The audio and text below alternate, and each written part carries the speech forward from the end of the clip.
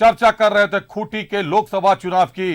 रणभेरी बजने के बाद से दोनों ही पक्ष, एनडीए हो या एनडीए हो, दोनों ही ने जमकर खूंटी में दमदार आज नामांकन किया है, दमदार नामांकन किया है दोनों ही पक्षों ने। तस्वीरों के माध्यम से आपको दिखाते हैं किस तरीके से आज खूंटी में नामांकन किया गया है। आप न्यूज 11 की स्क्रीन पर देख सकते हैं, एक तरफ अर्जुन मुंडा नामांकन कर रहे हैं, वहीं दूसरी तरफ कालीचरण मुंडा नामांकन कर रहे हैं।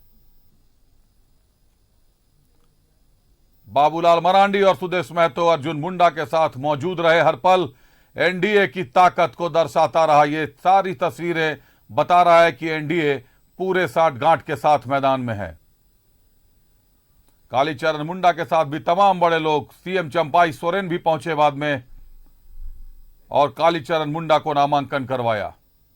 मैं 1400 वोटों से चूके थे पिछली बार कालीचरण मुंडा, इस बार ताल ठोक रहे हैं, जीत का दावा कर रहे हैं, जबकि अर्जुन मुंडा भी अपनी जीत के प्रति आश्वस्त हैं।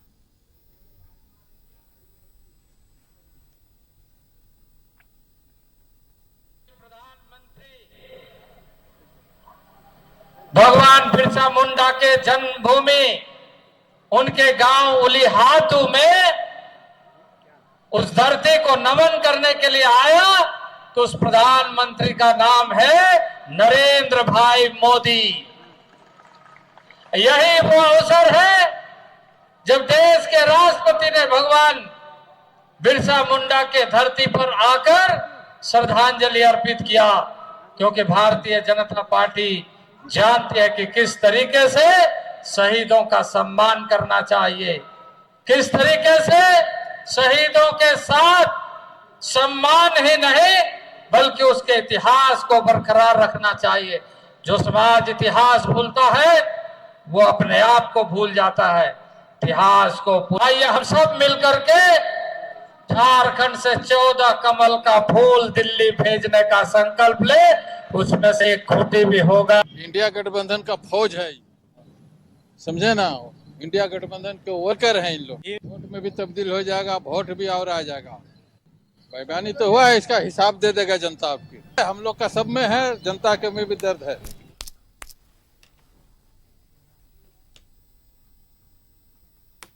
दोनों नेताओं को आपने सुना, दोनों ने दमदार उपस्थिति दर्ज की है और दोनों से उम्मीदें लगाई जा रही हैं, लेकिन बात जनता की होगी तो भ्रष्टाचार पर भारी पड़ेगा जनाधार। यह देखना है कि मुद्दा क्या बनता है इस बार चुनाव का। खूंटी पर चर्चा करेंगे, अपने सहयोगियों से समझेंगे खूंटी पर भ्रष्टाचार पर कितना भारी पड़ेगा जनाधार। हमारे साथ जुड़ रहे हैं शहनवाज और मनोज जुड़ रहे हैं हमारे साथ खूंटी लोकसभा क्षेत्र से। शहनवाज, खूंटी में आज नामांकन किया, एक तरफ अर्जुन मुंडा ने, दूसरी तरफ कालीचरण मुंडा ने, जमकर शक्ति प्रदर्शन हुआ, लेकिन दोनों के मुद्दे कमोबेश एक ही रहे, भ्रष्टाचार पर भारी पड़ेगा जनाधार। क्या लगता है खूंटी की जनता निर्णय दे देगी भ्रष्टाचार के खिलाफ? देखिए, अगर 14 में से 14 लोकसभा सीटों की बात करें तो सबसे ज्यादा कीन इंटरेस्ट पूरे प्रदेश में लोगों को खूंटी से है, क्योंकि खूंटी में 1400 वोटों से जीत और हार हुई थी, जो कभी भी पलटी मार सकती है, कभी भी उसको बदला जा सकता है, क्योंकि एक मोहल्ले के वोट से ये डिसाइड हो जाएगा कि कौन जीता कौन हारा। इसलिए दोनों जो पक्ष हैं वो खम ठोक रहे हैं। उनको पता है कि थोड़ी सी अगर लगा दी जाए शक्ति तो परिणाम उनके पक्ष में हो सकता है। अब रहा सवाल भ्रष्टाचार और वर्सेस जनाधार, तो ये राजनाथ सिंह ने अपने भाषण में इस बात का उल्लेख करके एक नया मुद्दा क्रिएट कर दिया। झारखंड में एक टॉक क्रिएट कर दिया है कि झारखंड में भाजपा सरकार करीब 13 साल रही है और उसके किसी मुख्यमंत्री में भ्रष्टाचारी होने का कोई दाग नहीं लगा है। ठीक है, तरह तरह की चीजें हुई हैं। अगर रघुवरदास की हम बात करें तो बहुत सारी चीजें हैं, मोमेंटम झारखंड को लेकर के बहुत सारी चीजें कही जाती हैं उनके बारे में, लेकिन कोई भ्रष्टाचार का दाग जो है उन पर नहीं लगा।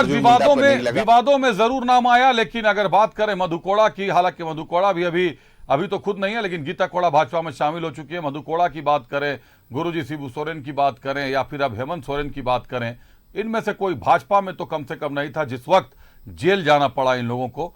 तो पूर्व मुख्यमंत्रियों के मामले में आज बड़ा भाषण दे दिया है, बड़ी टिप्पणी कर दी है केंद्रीय रक्षा मंत्री ने कि भाजपा का कोई मुख्यमंत्री दागदार नहीं रहा है, जमीन से जुड़ा हुआ नहीं रहा है, जमीन हड़पने की, आदिवासियों की जमीन हड़पने का मामला दर्ज नहीं हुआ है। बने रहिएगा धन्यवाद। हमारे साथ मनोज का रुख करते हैं। मनोज, बड़े बड़े आज बयान हुए, बयान वीरों ने खूब बयान दे डाला, लेकिन एक बड़ा मामला निकलकर सामने आ गया कि अभी तक मुख्यमंत्रियों पर जमीन हड़पने का मामला कहीं से नहीं आया था। मुख्यमंत्री अपने आप में की पोस्ट होता है, पूरे राज्य की जनता उसकी है, लेकिन अगर जमीन हड़पने का मामला एक मुख्यमंत्री पर बन जाए तो बहुत हास्यास्पद स्थिति होती है, वो भी महज 7-8 एकड़ जमीन। मनोज, देखिए, निश्चित तौर पे ये तो अपने आप में ये बड़ी बात है कि किसी मुख्यमंत्री पर जमीन हड़पने का अगर मामला आता है और उस मामले में वो मुख्यमंत्री जेल में होता है।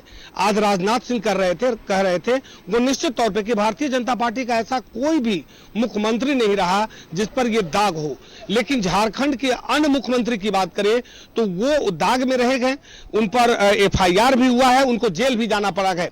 लेकिन ये सबसे बड़ी बात है कि जिस मुख्यमंत्री के लेकर, यानी पूर्व मुख्यमंत्री की बात कर रहे हैं जो जेल में गए, जिसको लेकर हाय तौबा मची हुई है। आज हम चाईबासा में देख रहे थे, चाईबासा में उनको लेकर यह कहा जा रहा था कि जैसे एक वीर जेल में चला जाता है, वो देश के लिए जो सही, देश के लिए जो अपना जान देने वाला, या देश के लिए वो ऐसा कुछ कर दिया जिससे उसे अंग्रेजों ने जेल में डाल दिया, वैसी बात यहां पर चल रही थी। लेकिन सबसे हैरानी की बात है कि जिस व्यक्ति को लेकर यहां पर प्रचार प्रसार किया जा रहा था, उस व्यक्ति पर जो आरोप है वो भी समझने की जरूरत है।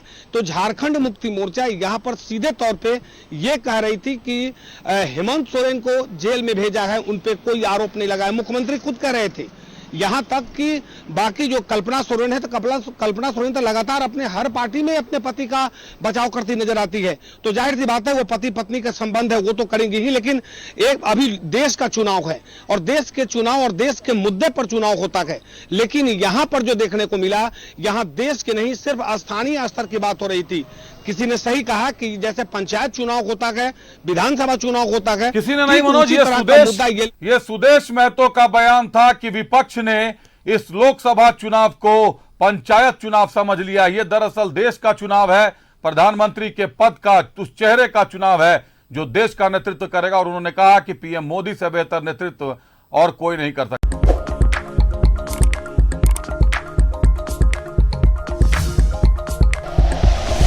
Like and share videos, subscribe करें हमारा चैनल और प्रेस करें बेल आइकॉन। News 11 भारत, सच है तो दिखेगा।